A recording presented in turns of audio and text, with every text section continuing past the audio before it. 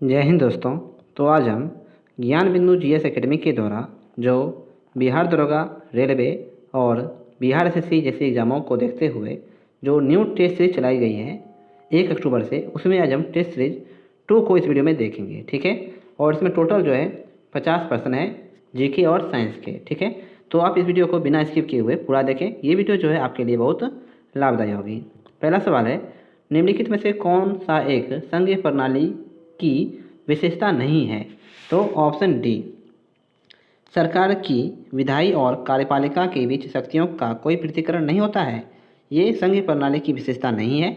और कौन कौन सी है ये देख लेते हैं। तो इसमें केंद्र एवं राज्य स्तर पर सरकार के 2 सुस्पष्ट स्तर होते हैं। ये कथन बिल्कुल सही है। प्रत्येक स्तर के सरकार की जिम्मेदारियां और शक्तियां संविधान के द्वारा स्पष्ट किया हुआ होता रहता है। ये भी कथन सही है। और दोनों स्तर के सरकार में किसी मुद्दे को लेकर विवाद उत्पन्न होता है तो न्यायपालिका इसमें मध्यस्थता करती है। ये भी कथन सही है। अगला सवाल है कि ऋग्वेद समाज के संदर्भ में बहुतु शब्द से क्या तात्पर्य है? वहतु शब्द से क्या तात्पर्य है?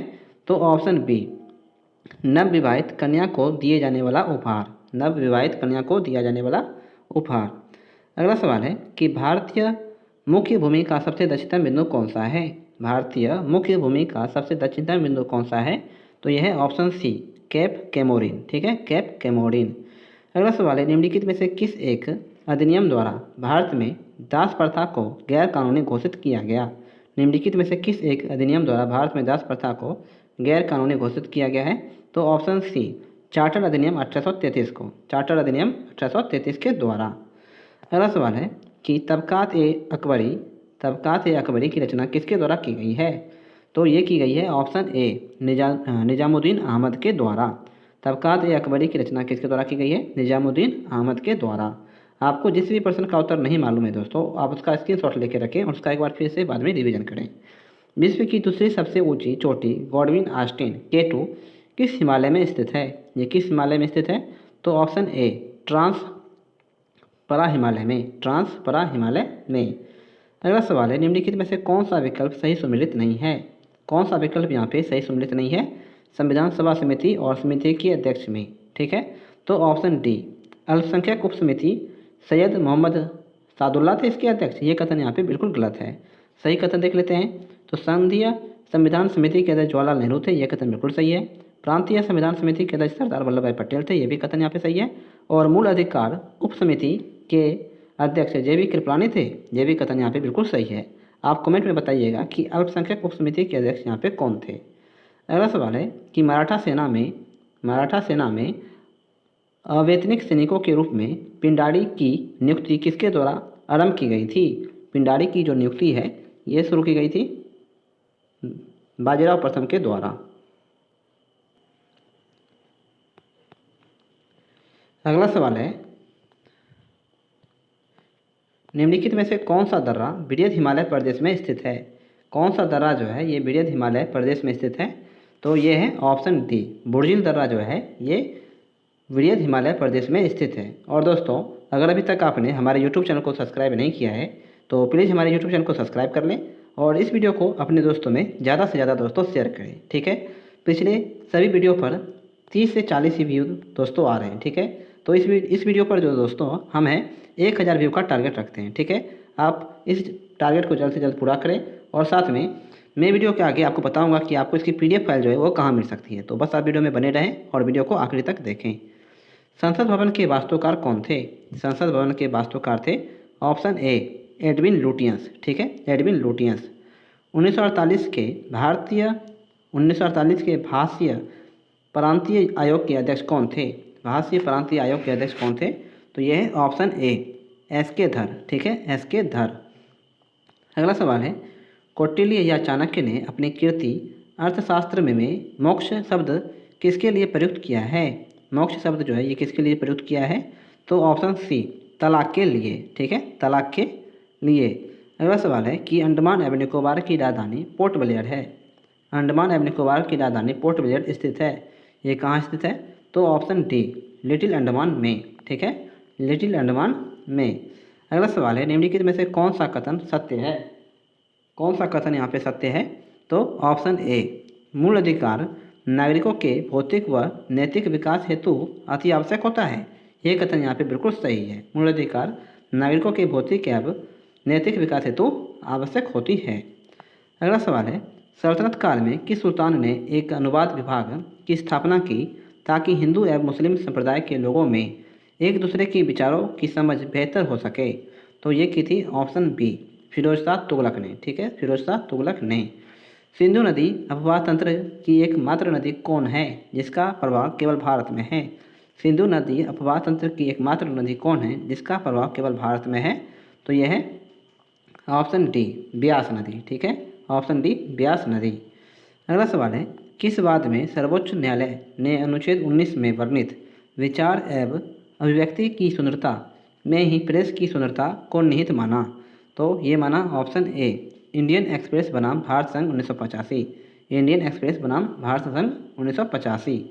अगला सवाल है कि भारत के किस वायसराय को फ्लोरेंस नाइटिंगेल ने भारत में उदारक की संज्ञा दी है? भारत के किस वायसराय को फ्लोरेंस नाइटिंगेल ने भारत के उदारक की संज्ञा दी है? तो ऑप्शन बी, लॉर्ड रिपन को। ठीक है, लॉर्ड रिपन को। अगला सवाल है दोस्तों, क्रूबा स्थानांतरित कृषि का प्रचलन भारत के किस क्षेत्र में है? क्रूबा स्थानांतरित कृषि का प्रचलन भारत के किस राज्य में है? तो यह है ऑप्शन सी, झारखंड राज्य में। ठीक है, झारखंड राज्य में। अगला सवाल है, भारत के किस सांस्कृतिक धरोहर को यूनेस्को ने मानवता की अमूर्त सांस्कृतिक धरोहर की प्रतिनिधि सूची में शामिल किया है? तो ये शामिल किया है ऑप्शन डी, इनमें से सभी को। रामलीला को किया है, वैदिक मंत्रों का पाठ करने की परंपरा को किया है और छऊ नृत्य को भी किया है। अगला सवाल है कि राज्य के नीति निर्देशक तत्वों का कौन सा अनुच्छेद 42वें संविधान संशोधन 1976 के माध्यम से जोड़ा गया है? 42वें संविधान संशोधन 1976 के माध्यम से क्या जोड़ा गया है? तो ऑप्शन डी, इनमें से सभी। अनुच्छेद 39 का क, अनुच्छेद 48 क और अनुच्छेद 43 का क, ये तीनों यहाँ पे जोड़े गए हैं। अगला सवाल है कि मौर्योत्तर काल में भारतीय समाज में बड़ी संख्या में विदेशियों का आगमन हुआ। इन विदेशी समाज के लिए कौन सा शब्द प्रयुक्त होता था? कौन सा शब्द यहाँ पे प्रयुक्त होता था? तो ऑप्शन बी, भारतीय क्षत्रिय। ठीक है, भारतीय क्षत्रिय। मौर्योत्तर काल में भारतीय समाज में बड़ी संख्या में विदेशियों का आगमन हुआ। इन विदेशी समाज के लिए कौन सा शब्द प्रयुक्त होता था? तो भारतीय क्षत्रिय। निम्नलिखित युगों में कौन सा सुमेलित नहीं है? कौन सा यहाँ पे सुमेलित नहीं है? तो ओकाई प्रोजेक्ट जो है ये तापी नदी पर है, ये कथन बिल्कुल सही है। तवा प्रोजेक्ट कृष्णा नदी पर है, ये कथन यहाँ पे गलत है। मिदनापुर नहर ये केशावती नदी पर है, ये भी कथन यहाँ पे सही है। ओकाई प्रोजेक्ट तापी नदी पर है, ये भी कथन यहाँ पे सही है। तवा प्रोजेक्ट जो है दोस्तों ये तवा नदी पर है। ठीक है, तवा नदी पर। अगला सवाल है, अकबर द्वारा शुरू किए गए मसबदारी व्यवस्था में कौन से वर्ग शामिल होते थे? कौन से वर्ग इसमें शामिल होते थे? तो ये शामिल होते थे ऑप्शन डी, इनमें से सभी। सैन्य वर्ग होते थे, नागरिक वर्ग होते थे और अमीर कुलीन वर्ग भी होते थे। अगला सवाल है, निम्नलिखित में से कौन सा या कौन से मौलिक कर्तव्यों से संबंधित नहीं है? ठीक है, कौन सा यहाँ पे मौलिक कर्तव्यों से संबंधित नहीं है? आपको यहाँ ऑप्शन दिए गए नीचे। ठीक है, तो ऑप्शन सी, 3 और 4 जो है यहाँ पे 3 और 4 मौलिक कर्तव्यों से संबंधित नहीं है। देख लेते हैं। समान अवसर के आधार पर न्याय देना व निःशुल्क कानूनी सहायता उपलब्ध कराना, ये नहीं है। और साथ में नागरिकों के लिए एक समान नागरिक संहिता लागू करने का प्रयास करना। 1 मिनट दोस्तों, 25। ठीक है दोस्तों, इसका आंसर जो है यहाँ पे सी ही दिया गया है। समान अवसर के आधार पर न्याय देना व निःशुल्क कानूनी सहायता उपलब्ध कराना, ये भी नहीं है मौलिक कर्तव्य में। और नागरिक के लिए एक समान नागरिक संहिता लागू करने का प्रयास करना, ये भी नहीं है। ठीक है, कौन कौन से हैं? तो वैज्ञानिक दृष्टिकोण, मानववाद और ज्ञानार्जन तथा सुधार की भावना का विकास करना, ये मौलिक कर्तव्य में शामिल है। और प्राकृतिक पर्यावरण, वन्यजीव की रक्षा करना और उसका संवर्धन करना, ये भी मौलिक कर्तव्य में शामिल है। टोटल मौलिक कर्तव्यों की संख्या कितनी दोस्तों? तो यह है 11। ठीक है, और मौलिक अधिकार कितने हैं? तो यह है 6। अगला सवाल है कि निम्नलिखित में से कौन सा युग्म सुमेलित नहीं है? कौन सा युग्म यहाँ पे सुमेलित नहीं है? संस्थान और उनका स्थान। ठीक है, तो भारतीय दलहन अनुसंधान संस्थान कानपुर में है, ये कथन बिल्कुल सही है। केंद्रीय नारियल अनुसंधान संस्थान कोच्चि में है, ये कथन यहाँ पे गलत है। केंद्रीय शुष्क बागवानी संस्थान बीकानेर में है, यह भी कथन यहाँ पे सही है। और राष्ट्रीय मांस व पोल्ट्री बोर्ड ये दिल्ली में है, ये भी कथन यहाँ पे सही है दोस्तों। ठीक है, अगला सवाल है कि निम्नलिखित कथनों पर विचार कीजिए। निम्नलिखित कथनों पर विचार कीजिए और और उपयुक्त में से कौन सा सही है यहाँ पे आपको बताना है दोस्तों। तो ऑप्शन डी, ना तो एक सही है और ना ही दो सही है। ठीक है, दोनों ऑप्शन देख लेते हैं क्या क्या दिए हुए हैं। राष्ट्रपति की महाभियोग प्रक्रिया में केवल वही सदस्य भाग ले सकते हैं जो राष्ट्रपति के चुनाव में भाग लेते हैं। ये कथन यहाँ पे गलत है। अगला है, महाभियोग की प्रक्रिया के दौरान राष्ट्रपति संसद में उपस्थित नहीं हो सकते हैं परंतु अपना प्रतिनिधि संसद में भेज सकते हैं। ये भी कथन यहाँ पे गलत है। अगला सवाल है कि सूची 1 और सूची 2 से सुमेलित कीजिए। ठीक है, सूची 1 और सूची 2 को आपका यहाँ पे सुमेलित करना है। 1857 के विप्लव के नायक और उनके कार्य क्षेत्र। जयदलाल और हरदयाल ये किस क्षेत्र से थे दोस्तों? जयदलाल और हरदयाल ये थे ऑप्शन डी राजस्थान से। मनीराम दत्त थे असम से। सुरेंद्र साई थे उड़ीसा से। और नाना साहब थे कानपुर से। ऑप्शन नंबर बी होगा इसका सही आंसर। अगला सवाल है दोस्तों, कौन सा औद्योगिक नगर लो इस्पात से संबंधित नहीं है? लो इस्पात से संबंधित नहीं है कौन सा? तो यह है ऑप्शन डी हैम्बर्ग जर्मनी जो है ये लो इस्पात से संबंधित नहीं है। जबकि टूला रूस है, क्रीव इराक यूक्रेन है और हैमिल्टन कनाडा भी है। ऑस्कर में जाने वाली भारत की पहली फिल्म मदर इंडिया के निर्देशक कौन थे? ऑस्कर में जाने वाले जो भारत की पहली फिल्म थी मदर इंडिया, इसके निर्देशक यहाँ पे कौन थे दोस्तों पूछा जा रहा है। तो ऑप्शन ए महबूब खान। ठीक है, महबूब खान। अगला सवाल है, निम्नलिखित में से किस विधेयक के संदर्भ में भारत के राष्ट्रपति निलंबनकारी वीटो का इस्तेमाल नहीं कर सकते हैं? निम्नलिखित में से किस विधेयक के संदर्भ में भारत के राष्ट्रपति निलंबनकारी वीटो का इस्तेमाल नहीं कर सकते हैं? तो ऑप्शन डी संविधान संशोधन विधेयक में भी नहीं कर सकते हैं और साथ में धन विधेयक में भी नहीं कर सकते हैं। ठीक है, ऑप्शन नंबर डी होगा, बी और सी दोनों विधेयकों में। अगला सवाल है, निम्नलिखित में से कौन सा एक विकल्प सही सम्मिलित नहीं है? कौन सा विकल्प यहाँ पे सही सम्मिलित नहीं है? तीर्थकर और प्रतिमा लक्षण। ठीक है, ऋषभदेव जो तीर्थकर थे इनका प्रतिमा लक्षण था वृषभ। ये कथन यहाँ पे बिल्कुल सही है। मल्लिनाथ इनका लक्षण कलश था। ये कथन यहाँ पे सही नहीं है। पार्श्वनाथ का संघ था और महावीर का सिंह था। ये दोनों कथन यहाँ पे सही है। महावीर जो थे ये जैन धर्म के 23वें तीर्थकर थे। ठीक है दोस्तों। अगला सवाल है, भारत की लाल पीला मृदा के बारे में निम्नलिखित में से कौन सा कथन यहाँ पे सही है?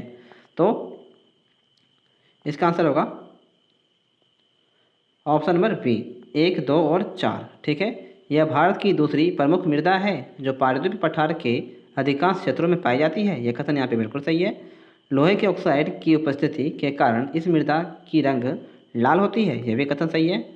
यह मृदा स्वभाव में क्षारीय प्रकृति की होती है। ये कथन यहाँ पे गलत है। महीन कणों वाली लाल पीले मृदा काफ़ी उर्वर होती है जबकि मोटे कणों वाली अनवर होती है। यह भी कथन यहाँ पे सही है। अगला सवाल है दोस्तों कि भारत के संविधान के वे 2 उपबंध कौन हैं जिनमें स्पष्ट है कि उच्चतम न्यायालय तथा उच्च न्यायालय को कोर्ट मार्शल सैन्य न्यायालय के निर्णयों के खिलाफ अपील की अधिकारिता नहीं है? तो यह है ऑप्शन सी अनुच्छेद 236 का 2 और अनुच्छेद 224 का 4। भारत के संविधान के वे 2 उपबंध कौन हैं जिसमें स्पष्ट है कि उच्चतम न्यायालय तथा उच्च न्यायालय को कोर्ट मार्शल यानी सैन्य न्यायालय के निर्णयों के खिलाफ अपील की अधिकारिता नहीं है? तो यह है ऑप्शन सी अनुच्छेद 236 का 2 और अनुच्छेद 224 का 4। अगला सवाल है, जब तक करोड़ों व्यक्ति भूखे और अज्ञानी हैं तब तक मैं उस प्रत्येक व्यक्ति को देशद्रोही मानता हूँ जो उन्हीं के खर्चे पर शिक्षा ग्रहण करता है परंतु उनकी परवाह बिल्कुल नहीं करता। यह कथन किसका है? यह कथन है ऑप्शन डी स्वामी विवेकानंद का। ठीक है, स्वामी विवेकानंद का। अगला सवाल है, निम्नलिखित में से कौन सा विकल्प सुमिलित नहीं है? कौन सा विकल्प यहाँ पे सुमिलित नहीं है? लो अयस्क क्षेत्र और उनके राज्य, यानी कौन सा लो अयस्क क्षेत्र किस राज्य में है आपको यहाँ पे देखना है। पहला है सिलेम जो है ये तमिलनाडु राज्य में है। तो यह कथन बिल्कुल सही है। वेल्लारी जो है कर्नाटक में है। ये भी कथन सही है। दल्ली राजहरा ये आंध्र प्रदेश में है। तो ये कथन यहाँ पे गलत है। दल्ली राजहरा जो है ये आंध्र प्रदेश में नहीं है। और बादाम पहाड़ ओडिशा राज्य में है। ये कथन यहाँ पे बिल्कुल सही है दोस्तों। अगला सवाल है, संविधान के वे 2 अनुच्छेद कौन हैं जो राज्यसभा को 2 ऐसे विशिष्ट अधिकार प्रदान किए हैं जो लोकसभा के पास नहीं है, जो लोकसभा के पास नहीं है। तो ऑप्शन बी अनुच्छेद 249 और अनुच्छेद 312 जो है ये लोकसभा के पास नहीं है। अगला सवाल है कि 1940 में महात्मा गांधी कांग्रेस द्वारा शुरू किए गए व्यक्तिगत सत्याग्रह का प्रमुख उद्देश्य क्या था? व्यक्तिगत सत्याग्रह का प्रमुख उद्देश्य यहाँ पे क्या था दोस्तों? तो ऑप्शन ए ब्रिटिश सरकार को यह बताना कि द्वितीय विश्व युद्ध में भारतीय उसके साथ नहीं है।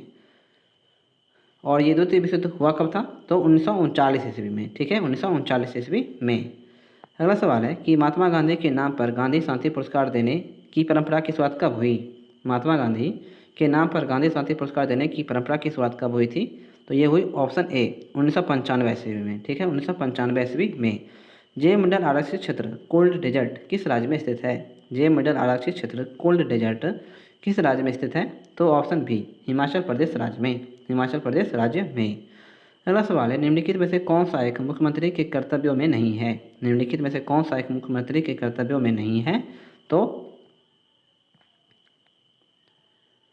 ऑप्शन सी मासिक प्रतिवेदन में राज्य प्रशासन से संबंधित सभी निर्णयों को प्रधानमंत्री को सूचित करना, ये मुख्यमंत्री के कार्य में नहीं है। अगला सवाल है भारत में पहला चाय बागान कब स्थापित हुआ था? भारत में पहला चाय बागान जो है ये कब स्थापित हुआ था? तो ये हुआ ऑप्शन बी 1835 ईस्वी में, ठीक है, 1835 ईस्वी में। निम्नलिखित में से कौन सा विकल्प सही सम्मिलित नहीं है? कौन सा विकल्प जो है यहाँ पे सही सम्मिलित नहीं है? तो वसंत विश्व ये 21 मार्च को होती है, ये कथन बिल्कुल सही है। शरद विश्व 23 सितंबर को होती है, ये भी कथन यहाँ पे बिल्कुल सही है। उपसुर 3 जनवरी को होती है, ये भी कथन यहाँ पे बिल्कुल सही है। अवसर 3 जुलाई को होती है, ये कथन यहाँ पे बिल्कुल गलत है। अवसर कब होती है दोस्तों? ये आप कमेंट में मुझे बताइएगा। अगला सवाल है कि भारतीय संविधान के कौन सी शक्तियों का बंटवारा केंद्र और राज्यों के बीच नहीं किया गया है? केंद्र और राज्यों के बीच नहीं किया गया है। तो यह ऑप्शन सी न्यायिक शक्तियों का बंटवारा जो है केंद्र और राज्यों के बीच नहीं किया गया है, जबकि विधायी का किया गया है, प्रशासनिक का किया गया है और वित्तीय का भी किया गया है। अगला सवाल है कि बंगाल के किस गवर्नर जनरल ने क्लाइव द्वारा स्थापित दूध शासन प्रणाली को समाप्त कर बंगाल को पूर्णतः अपने नियंत्रण में ले लिया? ये कथन यहाँ पे वॉरेन हेस्टिंग्स के बारे में है। बंगाल के किस गवर्नर जनरल ने क्लाइव द्वारा स्थापित द्वैध शासन प्रणाली को समाप्त कर बंगाल को पूर्णतः अपने नियंत्रण में ले लिया? तो वॉरेन हेस्टिंग्स ने, ठीक है, वॉरेन हेस्टिंग्स ने। पानी के समांतर पर्वत श्रृंखलाओं के डूबने से जो समुद्र तट बनता है उसे क्या कहते हैं? उसे क्या कहते हैं? तो ऑप्शन बी डॉलमेशियन, ठीक है, डॉलमेशियन। संविधान के किस अनुच्छेद में अंतर्राष्ट्रीय नदी जल विवादों के समाधान से संबंधित उपबंध किए गए हैं? संविधान के किस अनुच्छेद में अंतर्राज्यीय नदी जल विवादों के समाधान से संबंधित उपबंध किए गए हैं? तो ये किया गया है ऑप्शन सी अनुच्छेद 262 में, अनुच्छेद 262 में। अगला सवाल है निम्नलिखित में से किस संस्था या पार्टी आंदोलन ने स्वतंत्रता प्राप्ति के लिए गुरिल्ला युद्ध तकनीक का प्रयोग किया था? गुरिल्ला युद्ध तकनीक का प्रयोग किसने किया था? तो ये किया ऑप्शन बी गदर पार्टी ने, ठीक है, गदर पार्टी ने। इसकी स्थापना कब हुई थी? तो 1913 ईस्वी में। और इसके संस्थापक कौन थे? लाला हरदयाल, ठीक है, लाला हरदयाल। निम्नलिखित कथनों पर विचार कीजिए, ठीक है, कौन से कथन यहाँ पे सही है? तो अंतर्राष्ट्रीय चावल अनुसंधान संस्थान मनीला में स्थित है, ये कथन यहाँ पे बिल्कुल सही है। और राष्ट्रीय चावल शोध संस्थान कटक में स्थित है, यह भी कथन यहाँ पे सही है। अंतर्राष्ट्रीय पूछेगा तो मनीला और राष्ट्रीय पूछेगा तो कटक, उड़ीसा। अगला सवाल है कि निम्नलिखित में से राज्यसभा का कौन सा किला विश्व विरासत सूची में शामिल नहीं है? निम्नलिखित में से राजस्थान का कौन सा किला विश्व विरासत सूची में शामिल नहीं है? तो ऑप्शन ए मेहरगढ़ का किला, ठीक है, मेहरगढ़ का किला जो है ये विश्व विरासत सूची में शामिल नहीं है, जबकि जैसलमेर का किला है, कुंभलगढ़ का किला है और गागरोन का किला भी है, ठीक है दोस्तों। तो आज की वीडियो जो है दोस्तों हम यहीं पे समाप्त करते हैं, ठीक है। और ये वीडियो अगर आपको हेल्पफुल लगी है दोस्तों तो ऐसी और वीडियोज़ के लिए आप हमारे यूट्यूब चैनल से जरूर जुड़ें, ठीक है। और साथ में बेल आइकन को ऑन कर लें ताकि मैं जब भी और ऐसी वीडियोस आपके लिए डालूँ तो आपको उसका नोटिफिकेशन जो है वो सबसे पहले मिलता रहे दोस्तों, ठीक है। तो मिलते हैं अगली वीडियो में, ठीक, शाम के 5 बजे, ठीक है। तब तक के लिए जय हिंद, जय भारत।